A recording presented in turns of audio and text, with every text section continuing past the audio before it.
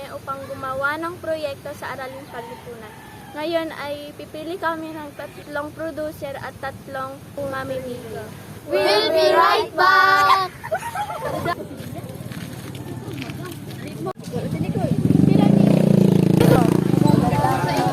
Narito po kami upang gumawa ng proyekto po sa Araling Panlipunan. Lenny Misanua. Emily.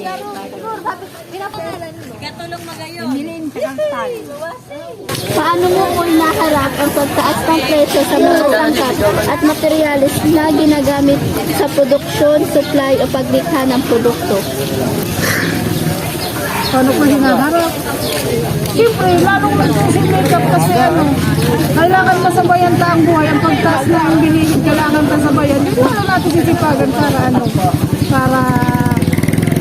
kumbaga, may ko yun, yung kailangan namin masapatan. Kasi hindi ko pwedeng bawat, kumbaga, sa pagkain, hindi pwedeng magkulang sa pagkain. So, kailangan ako magpagpapagkain. Paano? Tipid-tipid para makaabot. Ay, kaputaan. Tipid. Para mo ba ang pagtitinda? Ano ni? Dapat pa ng pagmakusok ang dagat. Mataas na. Ano na inyong ginagawa upang makaiwas sa pagtaas ng presyo sa mga produkto? Nagtatanim din ako para hindi na minsan bibilin ko, hindi na ako bibili. Kuha din na lang namin sa bakuran namin.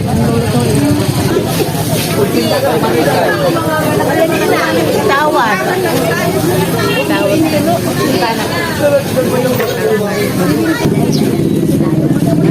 Buong hakbang. Kaya kami nagpapakalman lang. Baka mga kami anak-anak buhay. Siyempre, alam mo ako kaya di magiging kayo bagaan naglalakaw. Siyempre, masunod kita kung ano ang naglalakaw na hindi ka magpapala. Paano mo binabalanse ang iyong budget upang makapagpatuloy sa production kahit na may pagtaas ng presyo? Mas matipid ako ngayon kasi sobrang mahal. Mas tipid ako lalo sa ulam, gulay, halos gulay lang kasi ang karne sobrang mahal. Tipid para kahit makasya. Ang ang kaya, ang pag-budget, siyempre, mabawasan yung matipid. Ano ang iyong opinion tungkol sa epekto ng pagtaas ng presyo sa mga producer at nagtitinda na tulad niyo? Ay, BBM yan. Salary si BBM dyan, sobrang mahal. Kaya sobrang mahal ng gulay, ng produkto ngayon. Unang-una po sa mga tinatanim. Sa sobrang taas ng abuno, kaya sobrang mahal ng bilihin ngayon. Lakaw, lalakaw, di masubukan na lang dawa na lalakaw. Grabing pagtios, grabing sakripisyo. Kaya kami nagtitirin daw, mahal. Masuportahan lang ang pangangaipo ng mga estudyante. Araw kami kaya. Ano ang iyong mga tips tayo upang maging isang responsable at makarunong nagtitinda? Maging tapat lang sa tao. Tapos, di ba lang kung ang kita, importante na ubos, ruling ang pera. Pagtiulay, pagbabakan, Sinong nagtitinda? maging masipag sa ano man na bagay para makatabang ka mo sa indong magkuhan. Sipag. Paano mo po inaharap ang pagtaas ng presyo sa mga pangunahing pangangailangan tulad ng pagkain, tubig at kuryente? Ako hindi din ang paparaisip ko yan. Nagugururang na ako. Binabarakal ko na sana yan eh. Maski guran o. Binabay ko ng maayos ang pera.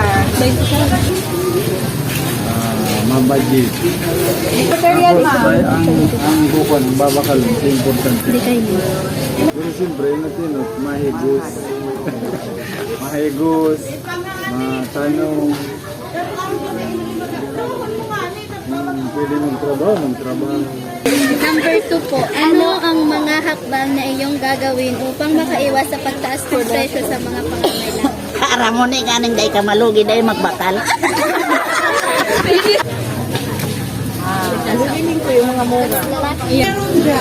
Sa pagbaka, dapat tumangkamaan pinakabaratong po yan.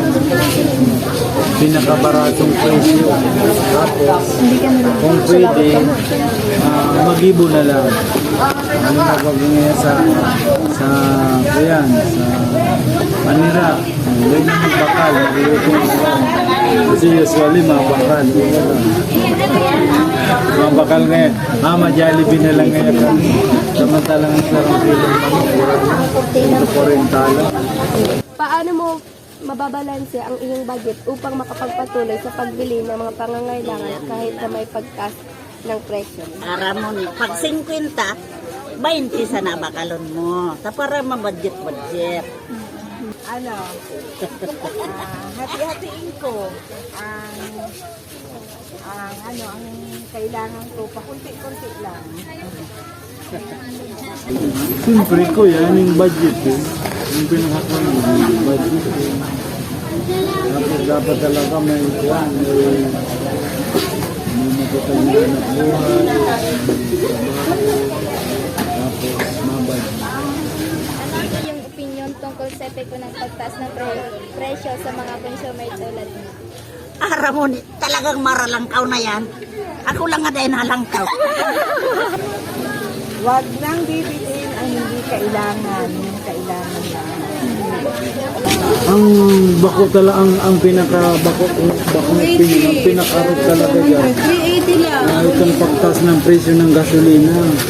Pag nagtaas ang presyo ng gasolina, rodo sa OPEC, sa pandaigdigan, automatic, mataas ang gasolina. Kasi ang means of transportation, nagagamit ng gasolina. Kaya tumataas. Kaya naman, itong mga negosyante, yan, mga sakin na, kasabihin, yan ang pagkahirap sa tao. Kaya ang isip nilang nila, kita. Kaya papatungan nila. Ano po ang iyong mga tips o payo upang maging isang matalino at responsableng mamimili o consumer? Aram. Ang tip ko lang yan. Para kabus mabalansi, tapos mabakal kabus, dit sana. Kunwari, 500. Iyo, sa 500 kita mapun. Tagsi 50 sana. Masisa karni, 200, 50 mo. Para kabus mabudget, kabus mabakal. That's all. Thank you. Pipiliin mo yung murang mga produkto at yung hindi mabubulok, ganyan, yung madaling magtagal ng produkto at basta yung pinakamura. Quality. Tapos, siyempre, doon din ako sa Sabi ng karamihan, magtipid at pili ang pinakamura at may kalidad na produkto. Bilhin lamang ang importanteng bilihin at suriin ang mga prutas na bibilin at matutong tumawag kung kailangan.